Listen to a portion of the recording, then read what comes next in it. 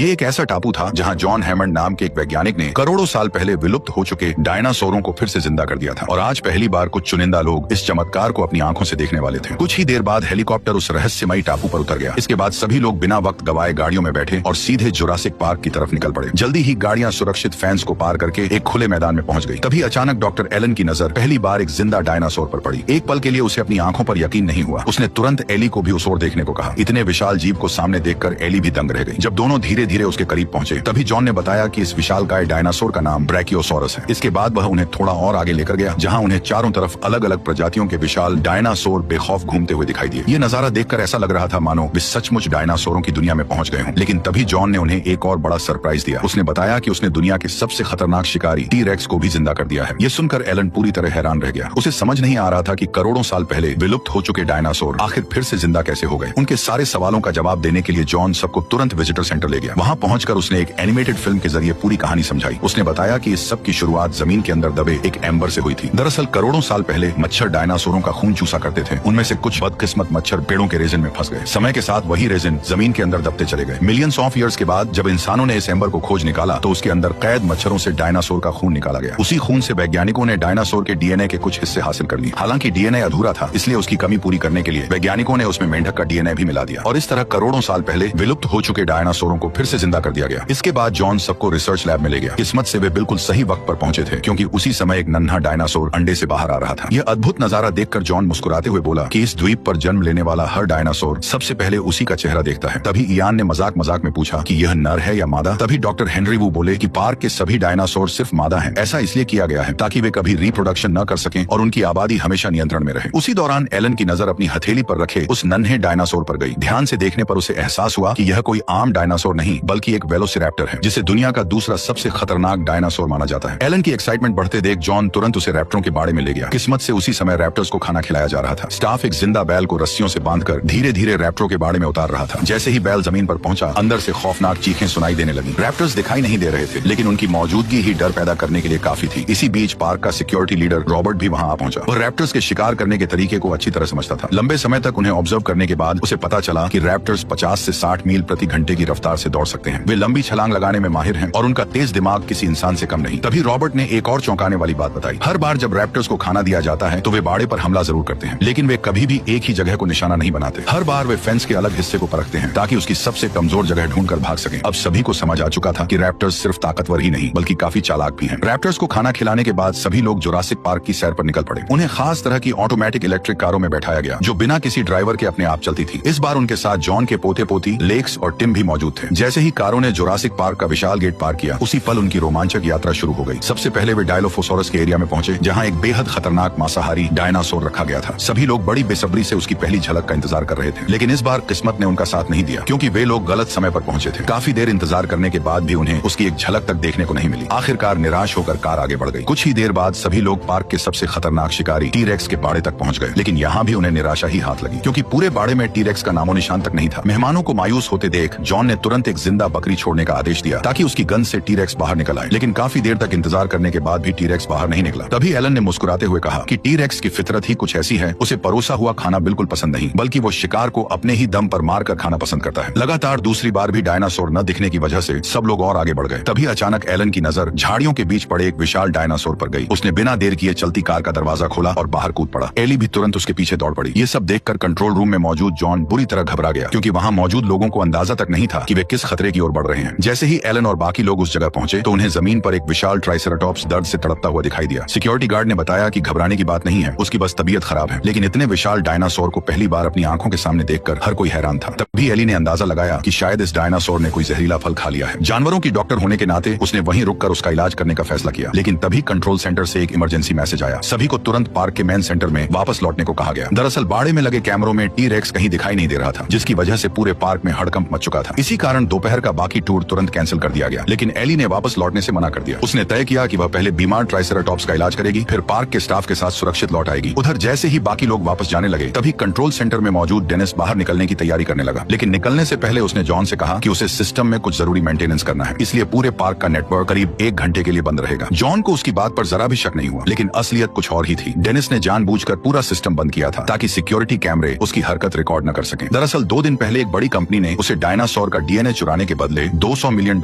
में खरीद लिया था। जैसे ही कैमरे बंद हुए वह सीधे रिसर्च लैब में पहुंच गया। वहां से उसे जितने भी कीमती डीएनए सैंपल मिले उसने उन सभी को चुराकर एक स्प्रे कैन के अंदर छिपा लिया। इसके बाद वह किसी को भनक लगे बिना अपनी कार लेकर पार्क से निकल पड़ा। उधर पूरे एरिया की बिजली बंद होते ही दोनों टूर कारें टी-रेक्स के एरिया के ठीक बाहर रुक गईं। एलन और बाकी लोगों को लगा कि कुछ ही देर में बिजली वापस आ जाएगी, इसलिए उन्होंने वहीं रुककर इंतजार करने का फैसला किया। इसी बीच टिम की नजर कार के अंदर रखे पानी के गिलास पर पड़ी। उसने देखा कि पानी की सतह पर अचानक हल्की हल्की लहरें बनने लगी हैं, मानो कोई भारी चीज उनकी तरफ बढ़ रही हो। टिम ने बिना देर किए अपना नाइट विजन गॉगल पहना और चारों तरफ ध्यान से देखने लगा। तभी उसकी नजर उस जगह पड़ी जहां दिन में टी-रेक्स को लुभाने के लिए एक बकरी बांधी गई थी, लेकिन अब वहां बकरी का नामो निशान तक नहीं था। कोई कुछ समझ पाता उससे पहले ही एक खून से सनी बकरी की टांग सीधे कार के शीशे पर आ गिरी। ये देखकर सबके होश उड़ गए। तभी अचानक पार्क का सबसे खतरनाक शिकारी टी-रेक्स उनकी कार के ठीक सामने आ खड़ा हुआ। उसे इतनी करीब देखकर डोनाल्ड बुरी तरह घबरा गया। उसने दोनों बच्चों को वहीं छोड़ा और जान बचाकर कार से बाहर भाग निकला। भागते भागते वह सड़क किनारे बने एक छोटे से टॉयलेट में जाकर छिप गया। उधर बिजली बंद होने की वजह से टी-रेक्स आसानी से फेंस तोड़कर बाहर निकल आया। हालात बिगड़ते देख एलन ने तुरंत इयान से कहा कि बिल्कुल भी मत हिलना, क्योंकि रात के समय टी-रेक्स की नजर सबसे पहले हिलती हुई चीजों पर जाती है। उधर आगे वाली कार में बैठे लेक्स और टिम इससे पूरी तरह अनजान थे। लेक्स ने तुरंत कार की डिग्गी से टॉर्च निकाली और मदद के लिए उसे जलाकर इशारे करने लगी, लेकिन उसकी यही गलती उस पर भारी पड़ गई, क्योंकि टॉर्च की रोशनी ने सीधे टी-रेक्स का ध्यान उनकी तरफ खींच लिया। उसने एलन की कार छोड़ दी और सीधे बच्चों की कार के सामने पहुंच गया। इतने विशाल डायनासोर को सामने देखकर टिम बुरी तरह घबरा गया। फिर भी उसने हिम्मत नहीं हारी और धीरे से कार का खुला दरवाजा बंद कर दिया। लेकिन अभी भी दोनों भाई बहन बुरी तरह डरे हुए थे। वे बिना हिले डुले बस यही दुआ कर रहे थे कि किसी तरह टी-रेक्स वहां से चला जाए। मगर कार के अंदर जल रही तेज टॉर्च की रोशनी से वो और भड़क गया। उसने जोरदार दहाड़ लगाई और पूरी ताकत से कार पर हमला कर दिया।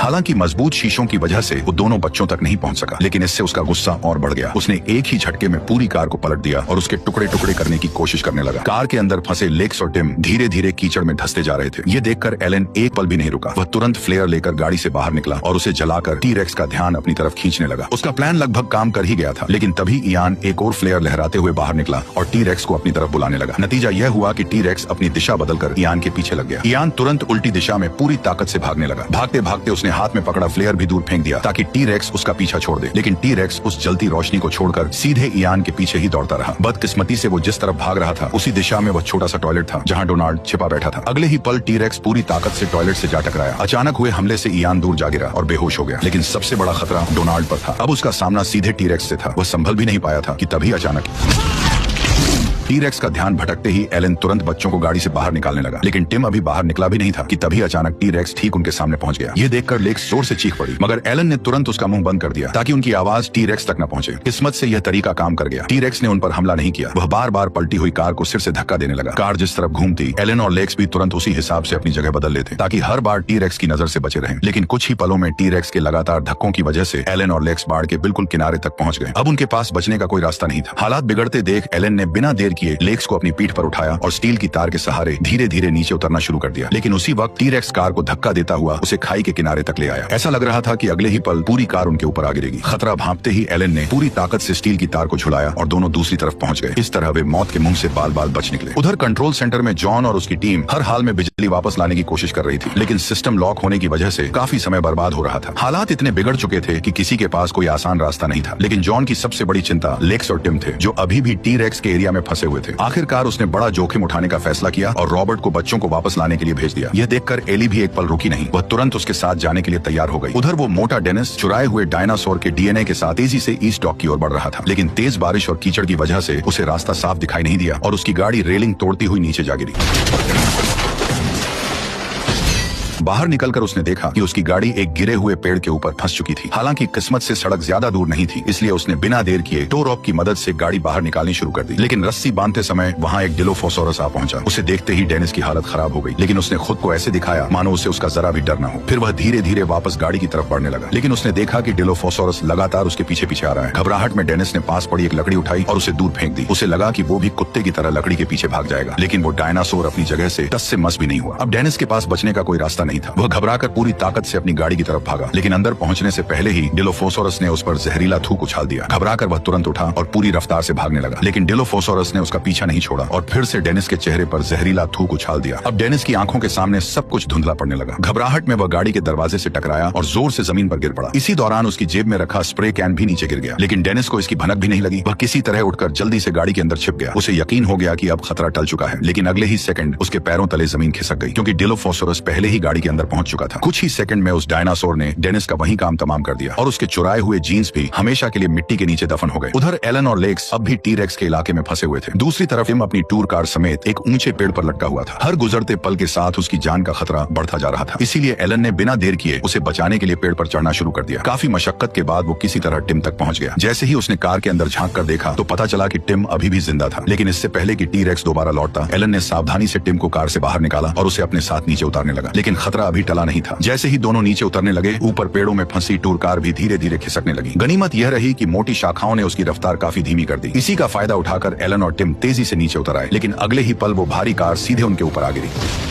उधर कुछ ही देर बाद रॉबर्ट और एली गाड़ी लेकर टी-रेक्स के बाड़े तक पहुंच गए। वहां उन्हें सबसे पहले बेहोश पड़ा इयान मिला। फिर जमीन पर बने निशानों का पीछा करते हुए वे बाढ़ के नीचे तक पहुंच गए, जहां उन्हें एलन और दोनों बच्चों के पैरों के निशान दिखाई दिए। इसी बीच गाड़ी में लेटे इयान को अचानक कुछ गड़बड़ महसूस हुई। उसने देखा कि सड़क पर जमे पानी पर फिर से वही लहरें उठ रही थी। इससे इयान तुरंत समझ गया कि टी-रेक्स दोबारा लौट आया है। खतरे का एहसास होते ही एली और रॉबर्ट तुरंत गाड़ी की तरफ भागे, लेकिन उनके बैठते ही टी-रेक्स भी बाहर निकल आया। उसे तेजी से अपनी तरफ आते देख रॉबर्ट ने फौरन इंजन स्टार्ट किया और पूरी स्पीड से गाड़ी दौड़ा दी, लेकिन टी-रेक्स ने भी उनका पीछा नहीं छोड़ा। कुछ ही सेकंड में गाड़ी तक पहुंच गया। हमला होने ही वाला था कि सामने एक विशाल पेड़ आ गया, मगर टी-रेक्स ने उसे एक झटके में तोड़ डाला। फिर वह लगातार अपने सिर से गाड़ी पर टक्कर मारने लगा। अब तीनों को लगने लगा था कि उनका बचना नामुमकिन है, लेकिन तभी रॉबर्ट ने अचानक गियर बदला और गाड़ी को फुल स्पीड में दौड़ा दी। कुछ ही देर बाद टी-रेक्स पीछे छूट गया और तीनों जल्द से जल्द कंट्रोल सेंटर की ओर निकल पड़े। उधर जंगल में भटकते हुए एलन को एक विशाल पेड़ मिल गया। रात बिताने के लिए तीनों उसी पर चढ़ गए और वहीं आराम करने लगे। अगली सुबह जब तीनों गहरी नींद में सो रहे थे, तभी उनके पास एक विशालकाय डायनासोर आ पहुंचा। वह आराम से पेड़ की ऊंची शाखाओं की पत्तियां खा रहा था। एलन समझ गया कि वह शाकाहारी और बेहद शांत स्वभाव का ब्रैकियोसॉरस है। इसीलिए उसने बच्चों से कहा कि वे बिना डरे उसे छू सकते हैं। लेकिन जैसे ही लेक्स ने अपना हाथ आगे बढ़ाया, तभी अचानक ब्रैकियोसॉरस ने जोर से छींक मार दी और लेक्स उसके चिपचिपी नाक से पूरी तरह भीग गई। कुछ देर बाद जब ब्रैकियोसॉरस वहां से चला गया तो तीनों भी अपनी मंजिल की तरफ निकल पड़े। तभी एलन की नजर जमीन पर पड़े कुछ टूटे हुए डायनासोर के अंडों पर पड़ी। यह देखकर टिम पूरी तरह हैरान रह गया, क्योंकि उसने दादा जॉन से सुना था कि पार्क में मौजूद सभी डायनासोर मादा हैं। ऐसे में वे जंगल में खुद बच्चे कैसे पैदा कर सकते हैं? एलन ने कुछ देर सोचा और फिर उसे एक बेहद अहम बात समझ आई। दरअसल डायनासोर बनाने के लिए उनके डीएनए में मेंढक का डीएनए भी मिलाया गया था और कुछ मेंढकों में जरूरत पड़ने पर अपना लिंग बदलने की क्षमता होती है। यानी मुमकिन है कि उसी वजह से कुछ डायनासोर भी नर बन गए हों और अब वे जंगल में बच्चे पैदा कर रहे हों। उधर इस बात से बेखबर इयान और बाकी लोग सुरक्षित कंट्रोल सेंटर पहुंच चुके थे, लेकिन पूरी रात की कोशिशों के बाद भी चीफ इंजीनियर पार्क की बिजली दोबारा चालू नहीं कर पाया। अब जॉन के पास इंतजार करने का वक्त नहीं था। उसने तुरंत पूरे पार्क का सिस्टम रीसेट करने का फैसला किया ताकि डेनिस का डाला हुआ वायरस पूरी तरह हट जाए। कुछ ही देर में सिस्टम रीसेट तो हो गया, लेकिन बिजली फिर भी नहीं आई। अब सभी को समझ आ गया कि मैन पावर सिस्टम को मैनुअली रीस्टार्ट करना पड़ेगा और यह काम सिर्फ पावर रूम में जाकर ही किया जा सकता था। इसलिए चीफ बिना देर किए पावर रूम की तरफ निकल गया, लेकिन काफी देर तक इंतजार करने के बाद भी न बिजली वापस आई और न ही चीफ लौट कर आया। हालात बिगड़ते देख एली और रॉबर्ट ने हथियार उठाए और खुद पावर रूम की तरफ निकल पड़े। लेकिन रास्ते में जब वे रैप्टरों के बाड़े के पास पहुंचे तो रॉबर्ट की नजर टूटी हुई इलेक्ट्रिक फेंस पर पड़ी। ये देखते ही उसके चेहरे का रंग उड़ गया, क्योंकि इसका सिर्फ एक ही मतलब था, वेलोसिरैप्टर्स अपने बाड़े से बाहर निकल चुके हैं। जमीन पर बने उनके पैरों के ताजा निशान भी सीधे पावर रूम की तरफ जा रहे थे। जब दोनों वहां पहुंचे तब रॉबर्ट को एहसास हुआ कि रैप्टर्स यही कहीं मौजूद हैं। उसने तुरंत एली से पावर रूम की तरफ भागने को कहा, जबकि वह खुद रैप्टर्स को रोकने के लिए वहीं रुक गया। जल्द ही एली किसी तरह सुरक्षित पावर रूम के अंदर पहुंच गई, लेकिन रॉबर्ट की किस्मत इतनी अच्छी नहीं थी। जैसे ही रॉबर्ट की नजर एक रैप्टर पर पड़ी, उसने फौरन बंदूक उसकी तरफ तान दी, लेकिन गोली चलाने से पहले ही झाड़ियों से दूसरा रैप्टर निकल आया और अगले ही पल रॉबर्ट उसका शिकार बन गया। उधर दूसरी तरफ एलन बच्चों को लेकर जैसे ही जंगल से बाहर निकला, उसे कई गैलीमाइम्स डायनासोर जान बचाकर भागते दिखाई दिए। ये देखकर एलन तुरंत दोनों बच्चों को लेकर एक सूखे पेड़ के पीछे छिप गया। अगले ही पल उन्हें सारी भगदड़ की वजह समझ आ गई। दरअसल टी-रेक्स शिकार करने के लिए उनके पीछे लगा हुआ था। सालों तक बाड़े में कैद रहने के बाद अब वह पूरी तरह आजाद था और अपना मन चाह शिकार कर रहा था। हालांकि गनीमत रही कि उसकी नजर उन तीनों पर नहीं पड़ी। मौका मिलते ही एलन बच्चों को लेकर चुपचाप वहां से निकल गया। कुछ देर बाद वे पार्क की इलेक्ट्रिक फेंस तक पहुंच गए। एलन ने पहले खुद उसे छूकर जांचा। जब एलन को यकीन हो गया कि फेंस में बिजली नहीं है तो उसने बच्चों को आगे बढ़ने का इशारा किया। अगले ही पल तीनों सावधानी से फेंस पार करने लगे, लेकिन एलन को बिल्कुल भी अंदाजा नहीं था कि जॉन के कहने पर एली पार्क की बिजली एक एक करके वापस चालू कर रही थी। हालांकि एलन और लेक्स तो सुरक्षित नीचे उतर गए, लेकिन टिम अब भी फेंस के ऊपर लटका हुआ था। तभी अचानक फेंस का अलार्म बज उठा। एलन ने तुरंत उसे नीचे कूदने को कहा, मगर उसी पल फेंस में बिजली दौड़ गई। तेज करंट का झटका लगते ही टिम नीचे जमीन पर जा गिरा। उधर पावर रूम में मौजूद एली बिजली वापस आने से खुश ही हो रही थी कि तभी एक रैप्टर अचानक उसके पीछे आ गया। गनीमत रही कि उनके बीच लगे बिजली के मोटे केबल्स की वजह से वह तुरंत एली तक नहीं पहुंच सका। जैसे ही मौका मिला एली दौड़कर बाहर निकली और फौरन लोहे का गेट बंद कर दिया। इससे उसे कुछ पल की राहत मिल गई, लेकिन अगले ही पल रैप्टर ने अपने नुकीले पंजों से लोहे की जाली चीरनी शुरू कर दी। यह देखकर एली बिना पीछे मुड़े पूरी ताकत से भागने लगी। पैर में चोट लगने के बावजूद भी वो किसी तरह अपनी जान बचाकर पावर रूम से बाहर निकलने में कामयाब हो गई। उधर एलन की लगातार कोशिशों से आखिरकार टिम की जान बच गई। इसके बाद एलन दोनों बच्चों को सुरक्षित विजिटर सेंटर ले आया। उसने दोनों से कहा कि वे यहीं छिपे रहें क्योंकि वो बाहर लोगों को ढूंढने जा रहा है। लेकिन जैसे ही एलन वहां से गया तभी लेक्स की नजर अचानक एक रैप्टर पर पड़ी जो दबे पांव विजिटर सेंटर के अंदर दाखिल हो चुका था। खतरा भांपते ही लेक्स ने फौरन टिम का हाथ पकड़ा और दोनों जान बचाने के लिए किचन की तरफ दौड़ पड़े। इसी बीच कंट्रोल सेंटर के बेसमेंट में एलन की मुलाकात आखिरकार एली और बाकी लोगों से हो गई। वहां पहुंचते ही एलन को रैप्टर्स के भाग निकलने की खबर मिल गई। एली ने बताया कि ये रैप्टर्स नॉर्मल डायनासोर नहीं है, वे इतने समझदार हैं कि अपने पंजों से दरवाजे तक खोल लेते हैं। और अगले ही पल यह बात सच साबित हो गई क्योंकि एक रैप्टर सचमुच किचन का दरवाजा खोल चुका था। लेकिन सबसे डरावनी बात यह थी कि दरवाजा खुलते ही वो अकेला अंदर नहीं गया। उसने जोर जोर से आवाज लगानी शुरू कर दी। कुछ ही पलों बाद दूसरा रैप्टर भी वहां आ गया। तब दोनों मिलकर सीधे किचन के अंदर घुस गए और छिपे हुए दोनों भाई बहन को ढूंढने लगे। अपनी जान बचाने के लिए लेक्स लगातार टिम को लेकर एक जगह से दूसरी जगह छिपती रही, लेकिन इसी अफरा तफरी में टिम पीछे छूट गया। रैप्टर बस उसे देख ही लेता कि तभी टिम दौड़कर एक कोने में छिप गया। कुछ पल के लिए लगा कि खतरा टल गया है, लेकिन तभी अचानक टिम के पास रखा एक चम्मच नीचे गिर पड़ा। आवाज सुनते ही दोनों रैप्टर्स का ध्यान उसी तरफ चला गया और वे धीरे धीरे टिम की तरफ बढ़ने लगे। ये देखकर लेक्स ने बिना एक पल गवाए पास पड़ा चम्मच उठाया और पूरी ताकत से फर्श पर दे मारा। आवाज सुनते ही रैप्टर का ध्यान टिम से हटकर लेक्स पर चला गया। लेक्स फौरन पास की एक अलमारी में घुस गई, लेकिन उसका दरवाजा बीच में ही फंस गया। वह पूरी ताकत लगाती रही, फिर भी उसे बंद नहीं कर पाई। तभी रैप्टर पूरी स्पीड से उसकी तरफ दौड़ा।